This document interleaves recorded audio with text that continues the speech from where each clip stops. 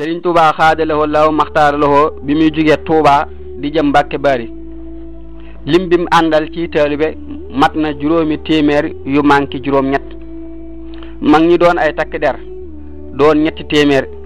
ñi ànd ak ay soxna mat téeméer ak ñaar fukk ñi weesu ak gone tuuti mat juróom-ñaar fukk ak ñaar bi ñu demee bay bëgg a dem sëriñ bi génn ba ju fas wa taxaw ni ana Mbàkke Buso mu dikk mu ni ko dama laa bëgg a wax kàddu yu gàtt nga jottali ko ferey te bu ko yokk bu ko wàññi dëkk bi tudd Touba juróom-ñaari at laa fi am juróom-ñaari at yi ma fi am ñaar rek laa fi nekke woon ñaar yooyu ku fi nekk te nekk ko fi da nga am jàmm tey da nga am jàmm ëllëg fu ma nekk nga fekk ma fa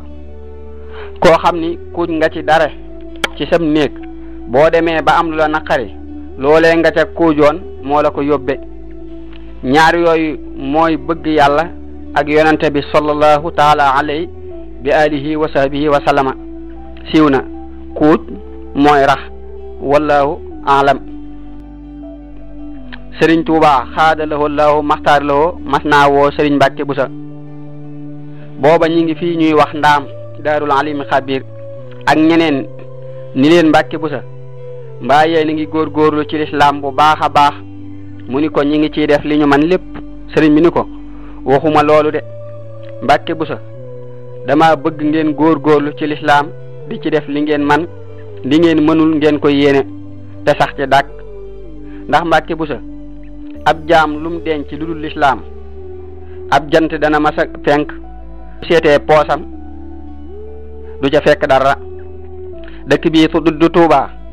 da ngeen àgg ci jamono joo xam ni mbooleem ñeenti xibla yi danañ daw wax wut si ko te bu boobaa ku ne lam xamoon